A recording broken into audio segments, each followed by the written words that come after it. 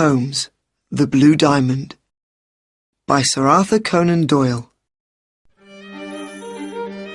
Chapter 1.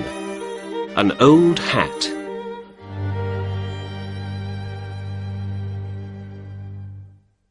My name's Dr. Watson, and I'm a good friend of the famous detective Sherlock Holmes. 2 days after Christmas last year, I went to his house at 221B Baker Street. I wanted to say Happy Christmas to him. When I arrived, I found him in the sitting room. He was by the window with some newspapers next to him.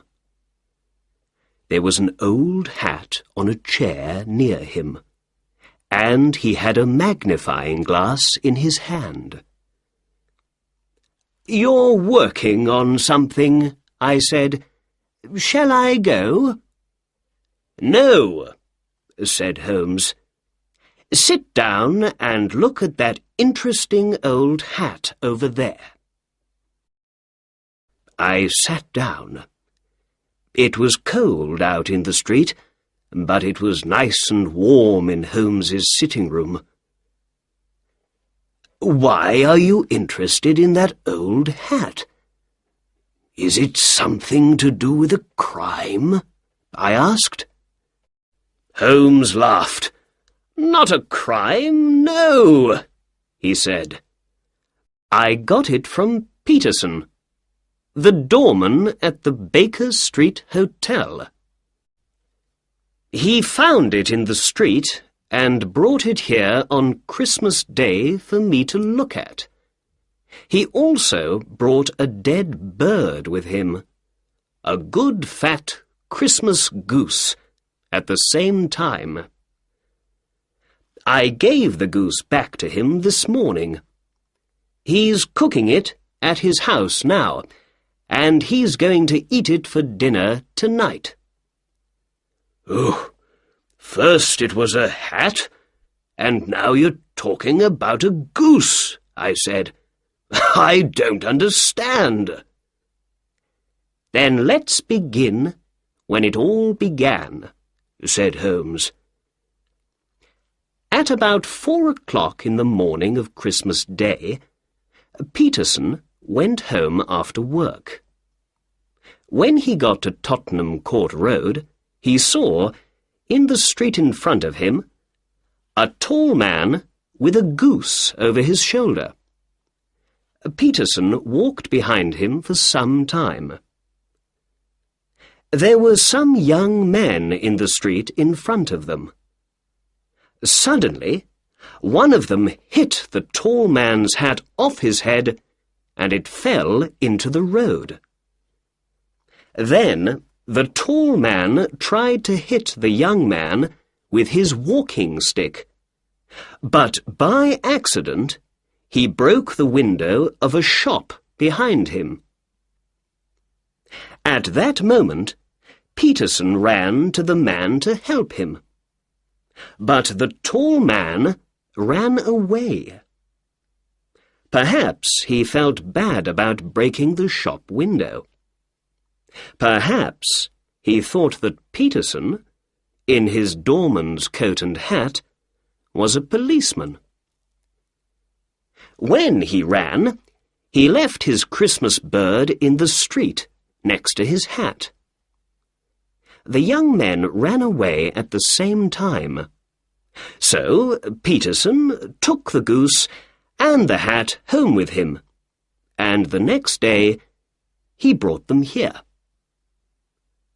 There was an interesting little ticket on the goose's left leg, said Holmes. It said, "For Mr. and Mrs. Henry Baker." We can find the letters H.B. in the hat, too. "Oh, so the owner of the hat and the goose is called Henry Baker," I said. "Yes," answered Holmes. "But, my dear Watson, this doesn't help us very much. There are hundreds of Henry Bakers in London. I gave the goose back to Peterson this morning," he went on, "and I said to him, 'Have this for your dinner.' I didn't want it to go bad, you know." "Did Mr. Baker put an advertisement in the newspaper about his hat and goose?" I asked. "No," answered Holmes. "Then how can we find him?" "Well, perhaps his hat can help us," said Holmes. "Here's my magnifying glass, Watson. Now, you be a detective for a minute or two. What can you tell me about the owner of this hat?" I took the magnifying glass and looked at the hat. It was black, but old, and very, very dirty. I saw the letters H.B. in it. For me, it was no different from any other old black hat. "I can see nothing," I said, and I gave the hat back to my friend. "Excuse me, Watson, you do see, but you don't think about what you see." "All right," I said. "What can you see in this hat?" "The owner of this hat is an intelligent man," said Holmes. "He was once rich and is now poor. His wife loved him once, but she doesn't love him now. And he's 30 or 40 years old." "Well, perhaps I'm slow, Holmes, but I don't understand," I said. "Why is he an intelligent man, do you think?" Holmes put the hat on his head. It came down to his nose. "This is a big hat. A man with a big hat has a big head. And a man with a big head has a big brain. A man with a big brain thinks a lot." "But you say he was once rich and is now poor. Why?" "The hat is 3 years old. I remember these hats were in all the shops then. They were very expensive, too. 3 years ago, this man bought a good hat. So he was rich then, but he has no money to buy a new hat now, so these days he is poor." "All right," I said, "but you say he is in his 30s or 40s. How does the hat tell you this?" "Well, when I looked carefully at the hat with my magnifying glass, I could see some grey hairs in it. People usually get grey hair in their 30s or 40s. "I see. But what about his wife? You say she doesn't love him." "Because the hat is very dirty.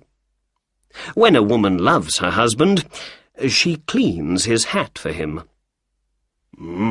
Perhaps he hasn't got a wife."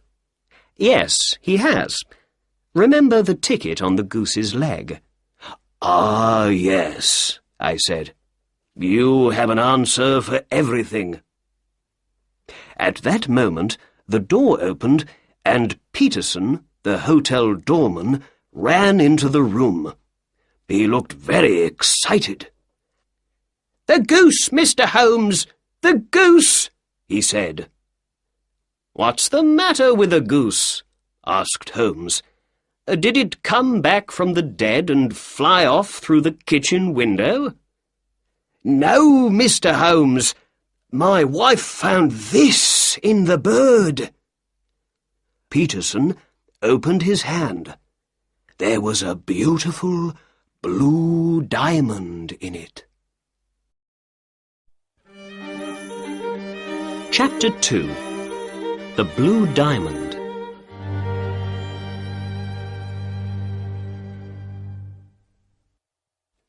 When Sherlock Holmes saw the diamond in the doorman's hand, he sat up. "Well, well, Peterson," he said. "What a wonderful thing to find in a goose. Do you know what you have in your hand?" "I think it's a diamond, Mr. Holmes. Is it expensive?" "Yes, it is," said Holmes. "This is the Countess of Morcar's blue diamond.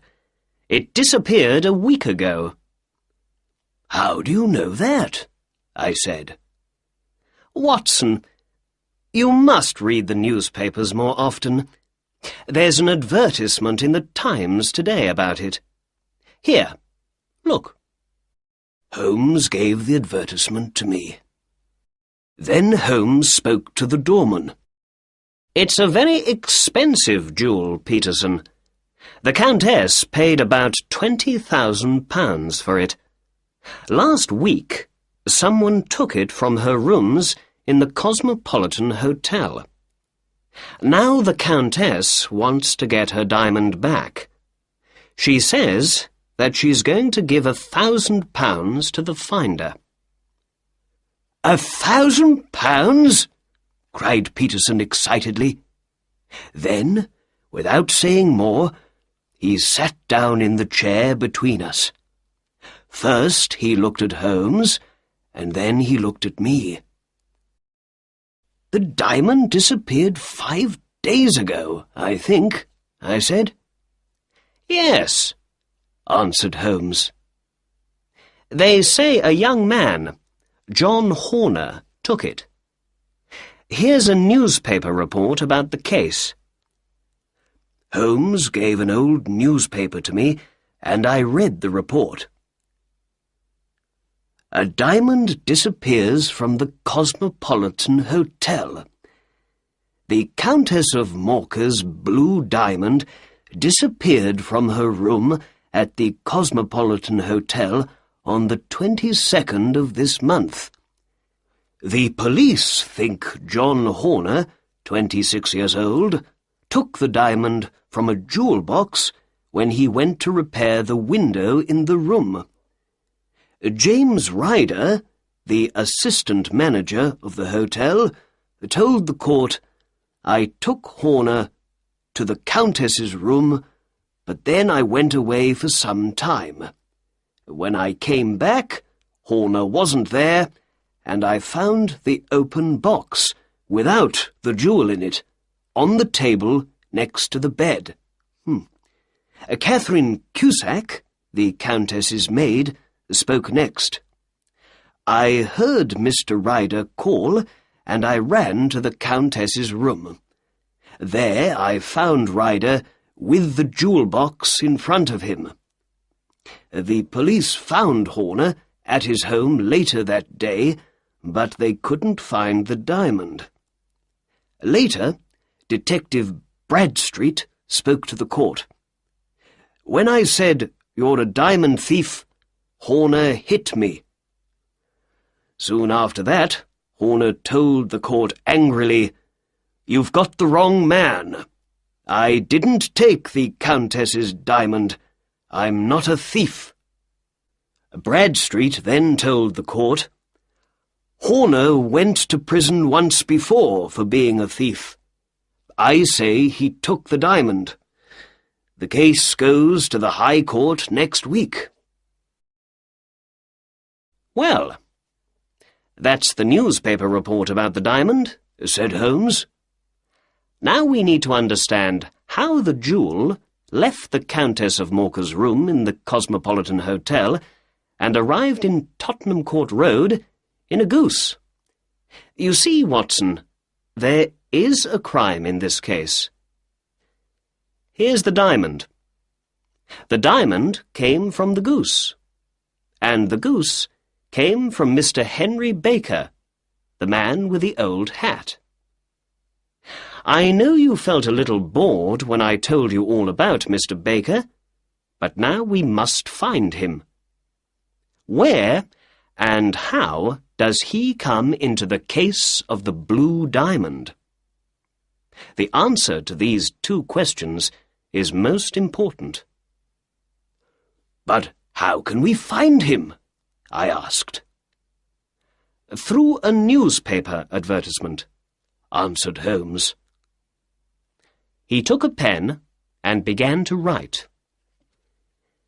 "Did you lose a goose and a black hat some days ago in Tottenham Court Road?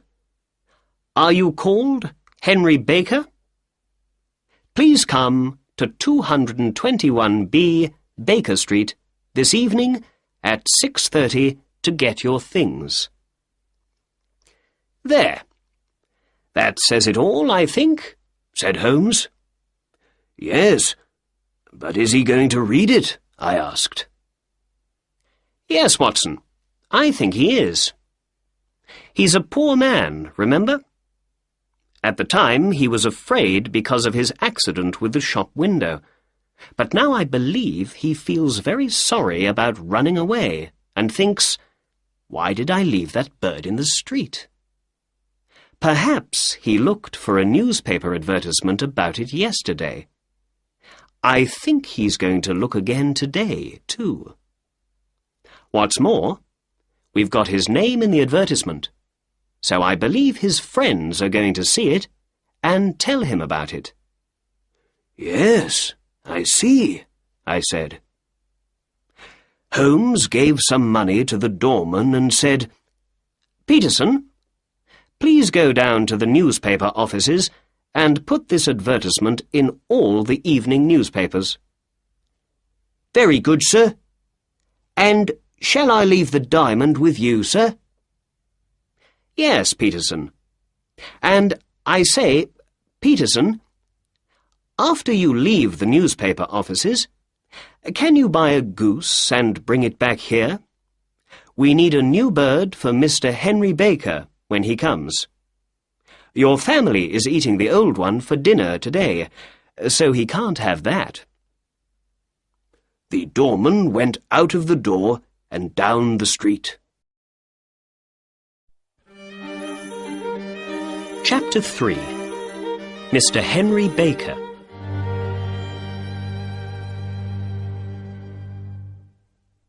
Holmes took the blue diamond in his hand and looked at it. "What a beautiful thing," he said. "Look at the wonderful colours in it. Dark blues and cold whites. All big jewels make people into thieves and killers in the end. This one comes from the south of China, near the Amoy River. It's only 20 years old, so it's a young thing. But already, many terrible crimes are happening because of it. I'm going to put it in my safe now, and then let's write a letter to the Countess of Morcar and say we have her beautiful blue diamond here with us." "But Holmes," I said, "I don't understand. Is that young man Horner innocent after all?" "I don't know." "And what about Henry Baker? The tall man with the hat and the goose. Is he the jewel thief, perhaps?" "No, I don't think he is. I believe he's an innocent man. I don't think he knew there was an expensive diamond in his goose. A jewel worth more than £20,000. But let's wait and see. Perhaps Mr. Baker's going to answer our advertisement this evening, and then we can learn something more about him." "All right," I said. "I can come back after work this evening. I'm very interested in the answer to this case." "Good," replied Holmes. "Dinner is at 7 o'clock. I got to Baker Street at 6:30 that evening.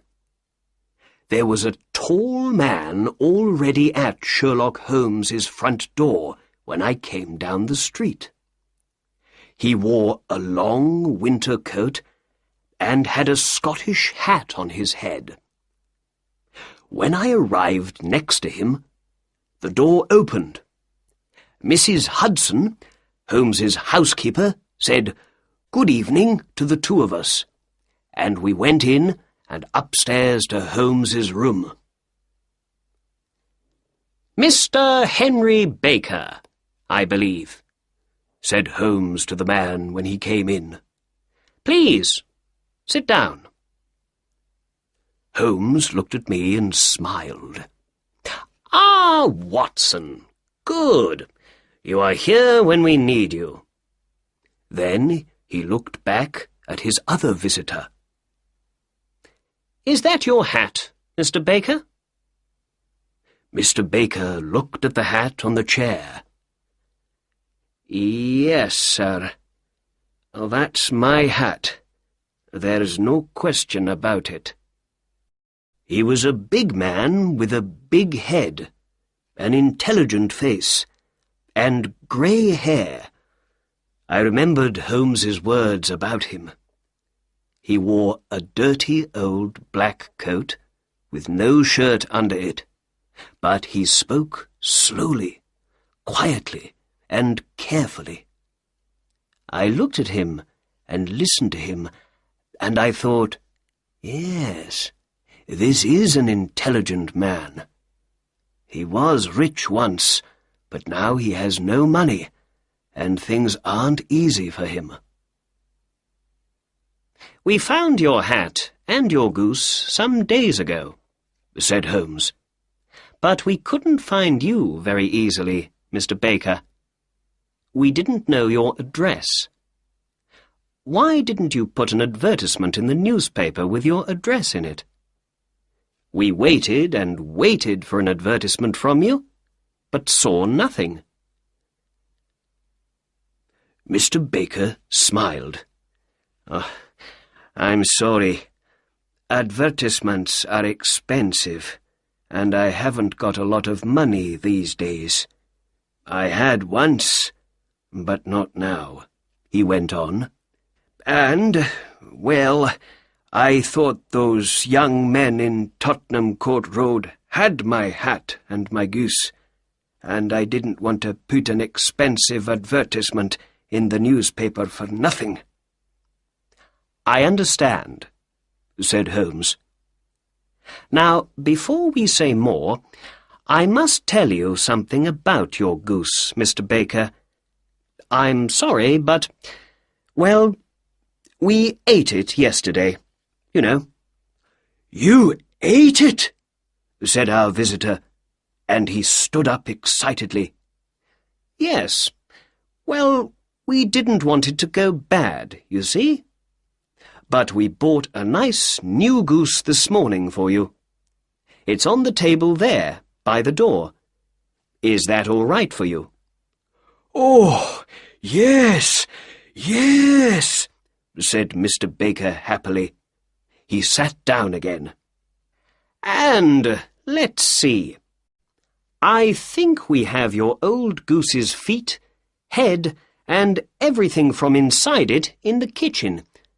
Do you want those?" The man laughed. "No, no," he said. "But I'd like to take that nice new goose home with me. Thank you very much." Sherlock Holmes looked at me with a little smile. "Very well," he said to Mr. Baker. "There is your hat, and there is your bird. Please take them. Oh, and before you go, can you tell me something? Where did you get your goose? I know a lot about geese, and that was a very good bird, I can tell you." "Well, sir," said Baker. He stood up and took his hat and the goose in his hands. "I got that bird at the Alpha, a pub near the British Museum. This year, the owner of the pub, Mr. Windygate, began a goose club. Every week, we all put 5 or 6 pence into a money box, and at Christmas time, we all had the money for a goose. With that, he said goodbye and left. "Well," said my detective friend, "that answers one question. Mr. Baker is not our diamond thief. Are you hungry, Watson?" "Ooh, no, not very." "Let's eat later, then. We must go to the Alpha at once. We need to speak to Mr. Windigate tonight."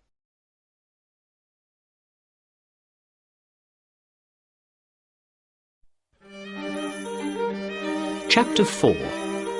To Mr. Breckenridge's. Holmes and I put on our coats and hats and went out into the cold winter street.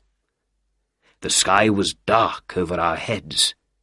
We walked east, and in a quarter of an hour we stood in front of the Alpha. Holmes opened the door, and we went in. In the pub, the owner, Mr. Windigate, gave us some beer. "Is this beer good?" Holmes asked him. "I ask because I know your geese are very good. Mr. Henry Baker told us all about your goose club." "Oh, yes, but those geese weren't our geese. They came from a man with a little shop in Covent Garden. Breckenridge is his name." "Thank you, my good man," said Holmes. We paid for our beer and drank it. Then we walked out of the warm pub and into the cold night again. "Now for Covent Garden," said Holmes, and we walked down the street past the British Museum. "Remember, Watson, it all began with a goose, but it finishes with 7 years in prison for young Mr. Horner. Perhaps we can learn more about this interesting case in Mr. Breckenridge's shop." We walked south and soon came to Mr. Breckenridge's shop. A Breckenridge and a boy were at the door. It was nearly time to close for the night. "Good evening. It's a cold night," said Holmes. "How can I help you?" asked Breckenridge. Holmes looked at the empty shop window. "No geese, I see," he said. "There are some in that other shop, there behind you." "Ah, but I came to you because I hear your geese are very good. Breckenridge's birds are the best," he said. "Who said that?" "The owner of the Alpha." "Ah, yes. He had 24 of my geese 2 days before Christmas." "They were very good birds, too. Where did you get them?" "I'm not going to tell you," said Breckenridge angrily. "Again and again people come and talk to me about those geese, and I don't like it. I paid good money for them. I took them to the Alpha, and then I forgot all about them. And then all the questions began. Where are the geese? How much do you want for them? Who did you sell them to? Why are people interested in them? I don't know. They aren't the only geese in London, you know." "I know," said Holmes. "But who asked you all those questions before? Not me. I had nothing to do with that, you know. But now I need your help. We ate a goose at the Alpha, and I say it was a country goose. But my good friend, Dr. Watson here, says it was a London goose. Which of us is right? It's an important question. £5 goes to the winner." "Well then, you lose, and your friend is the winner," said Breckenridge. "That goose came from London." "I can't believe that," said Holmes. £1 says I'm right. Very well, said Holmes, and he took out £1. I'm ready to pay, but I know you're going to lose your money. Breckinridge laughed.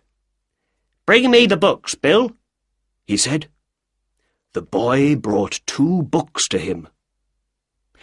Breckinridge opened the little one. This is my address book, he said.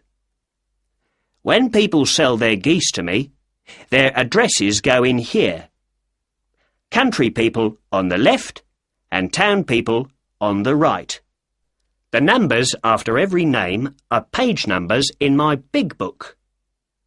Read out the 3rd name on the right, said Breckinridge. Mrs. Oakshott, 117, Brixton Road, number 249, read Holmes.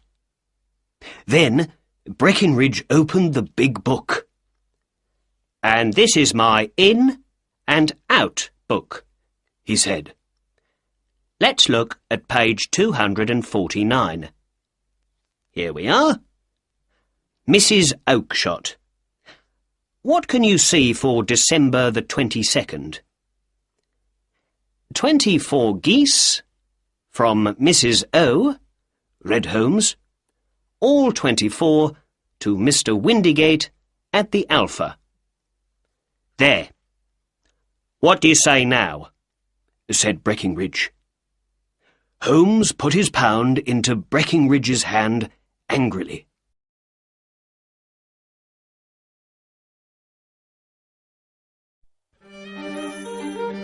Chapter 5. A Weak Little Man.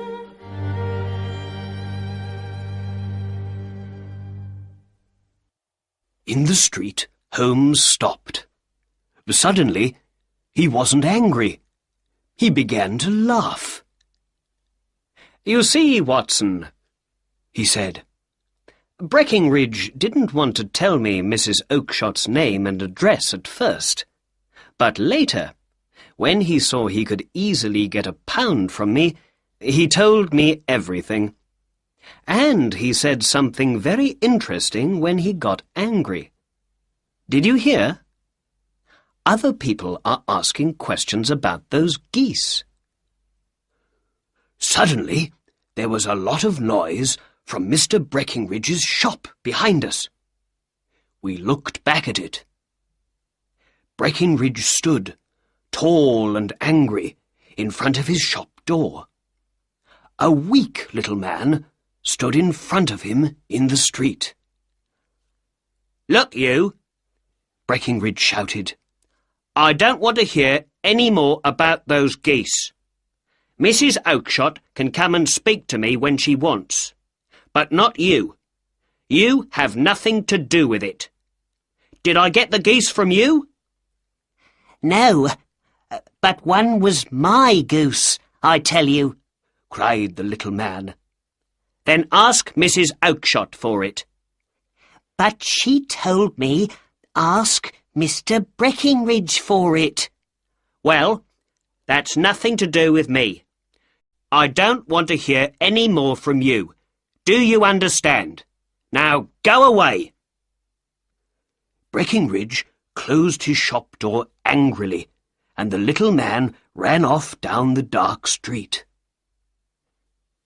Perhaps we don't need to visit Mrs. Oakshott in Brixton Road after all, said Holmes to me quietly. Let's talk to that man. Perhaps he can help us.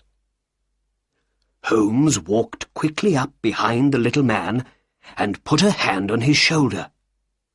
The man stopped and looked back over his shoulder at us. His face was white. Who are you? What do you want? He asked weakly. Excuse me, said Holmes, but I heard your questions to that shop owner. I think I can help you. Who are you? And how can you help me? My name is Sherlock Holmes, And it's my job to know things other people don't know. But you can't know anything about this. Excuse me, I know everything. You want to find 24 geese. Mrs. Oakshott of Brixton Road sold them to Mr. Breckinridge here. He sold them to Mr. Windygate, the owner of the Alpha, and Mr. Windygate sold them to the people in his goose club. Oh, sir, this is wonderful. Oh, I'm very happy to meet you, said the little man excitedly. You are right. I am very interested in those geese. Oh, more than I can say. Why don't we go to a warm room in my house for a talk, then? I don't like standing here in the cold street. Holmes put out his arm, and a cab stopped for us. But before we go, can you please tell us your name? The little man looked at Holmes and then at me before he answered. John Robinson, he said. No, said Holmes quietly. We'd like to know your real name, please. The stranger's face changed from white to red. Oh, very well. My real name is James Ryder, he said. Well, said Holmes. Assistant manager of the Cosmopolitan Hotel. Now, let's get into the cab and go home. Then I can tell you everything you want to know. So, we got into the cab and went home. Ryder looked excited, but said nothing. Holmes didn't speak at all in the cab.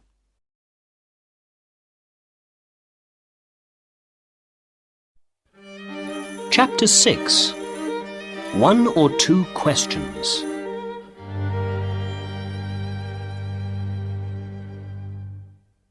When we arrived at 221B Baker Street, we got out of the cab and went in. Back in his sitting room, Holmes spoke at last. Please sit down, Mr. Ryder. Now, where were we? Ah, yes. You want to know what happened to those 24 geese. Or perhaps what happened to one of those geese. You are interested in only one bird, I think. A white goose with a black tail. Oh, sir, Ryder said excitedly. Where did that bird go to? It came here. And it was a most interesting bird. We found something in it after it died. The most wonderful thing. Here it is. Our visitor stood up weakly. Holmes opened his safe and took out the blue diamond. In his hand it was cold and beautiful. Ryder looked at the jewel, but said nothing. Holmes spoke for him. We know it was you, Ryder, he said. Sit down and have a drink. You look very weak. I gave Ryder a drink. He sat down and drank it quickly and looked at Holmes. I saw he was afraid. You don't need to tell me much, said Holmes. I know nearly everything about the case, but I have 1 or 2 questions to ask. How did you hear of the Countess of Morcar's blue diamond? Catherine Cusack. Her maid told me, said Ryder. I see. Holmes went on. So you and Cusack wanted to get the diamond and sell it for lots of money. You asked John Horner to come and repair the window in the room, because you knew of his time in prison. When he left, you took the diamond from the Countess's jewel box. Then you called the police. They came at once. Because of Horner's time in prison, they believed he was the thief. It was all very easy.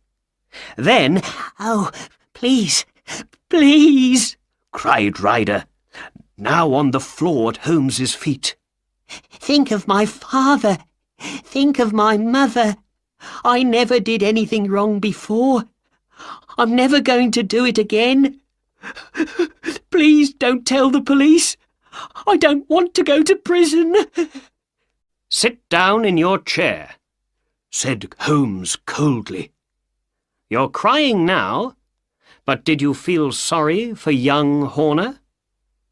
He knew nothing of this crime, but the police believed he was a diamond thief, and so he went to court, and he is now going to prison, all because of you." "I can leave the country, Mr. Holmes. Then, when I don't go to court, Horner can leave prison." "We can see about that later," said Holmes. "But now, please tell me, Mr. Ryder, how did the diamond get from the hotel into a goose? And how did the goose get into a shop? And please, tell the truth." Ryder began. "When the police arrested Horner, I left the hotel with the diamond in my pocket. I didn't want to stay at the Cosmopolitan, not with the police everywhere, looking at everything. So I went to my sister's house in South London. She lives in Brixton Road with her husband, Mr. Oakshott. I saw lots of police officers on my way there, and when I got to Brixton Road, I was very afraid. 'What's the matter?' my sister asked. I told her about the diamond thief and about the police arresting Horner. Then I went into the back garden to smoke and think. What could I do with the diamond now? In the garden, I remembered my friend Maudsley. He began well, but he went bad, and in the end he went to prison for his crimes. Perhaps he knows about selling diamonds, I thought. So I decided to visit him at his home in Kilburn in North London. But how can I walk across London with the diamond? I thought. I can't have it in my pocket, not with all those police officers in the streets. Then I looked down at the geese in the garden, and I thought of something. I knew one of those geese was for me, for my Christmas dinner. So I decided to take my goose there and then, and not to wait for it. I quickly caught a big white goose with a black tail. Then I took the diamond from my pocket and put it into the bird's mouth. I felt the jewel go down its neck. With the diamond now inside the goose, I felt happy. I could walk to Kilburn and back easily. Then my sister came into the garden. "What are you doing with that goose?" she said. I put my bird down and it ran off with the other geese. "That's the goose I want for Christmas," I said. "Very well, catch it, kill it, and take it with you," she said. Well, Mr. Holmes, I caught that bird, killed it, and took it with me to Kilburn. There I told my friend Maudsley all about the diamond, and he laughed and laughed. We got a knife and opened the goose, but we couldn't find the diamond. I knew then something was wrong. I left the goose with Maudsley, ran to my sister's house, and went into the back garden. There were no geese there. "Where are they all, Maggie?" I said. "In Mr. Breckinridge's shop in Covent Garden." "Were there 2 birds with black tails?" I asked. "Yes, there were, James," she said, and to my eyes one was no different from the other. I understood it all then.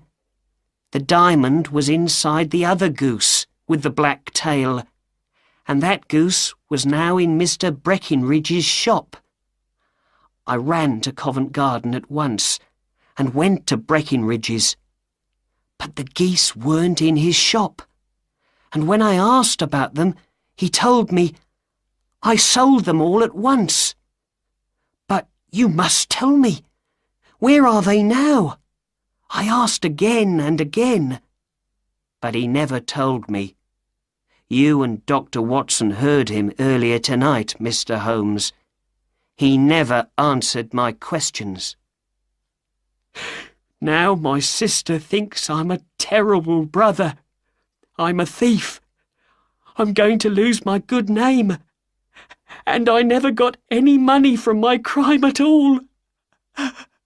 Oh, what's going to happen to me? He put his head in his hands and began to cry. Holmes didn't speak for a long time. Then, in the end, he stood up and opened the door. "Get out," he said. "Oh, thank you. Thank you, sir," said Ryder. "Be quiet and get out," said Holmes again. And, with that, Ryder ran out of the door, downstairs, out into the street, and away. "After all, Watson," said Holmes, "it's not my job to do the police's work for them. And young Horner's going to be all right. Ryder isn't going to go to court now. Without him, the police have no witness to say Horner was the thief.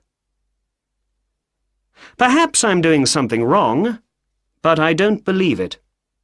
I think I'm helping Ryder to be a better man. Send him to prison now, and you make him into a thief for life. But now he's afraid. He's not going to go wrong again. We found the solution to the crime, and that makes me happy. And it's Christmas after all. And Christmas is a time to be nice to other people, I believe. And now, Watson, let's ask Mrs. Hudson to bring in our dinner."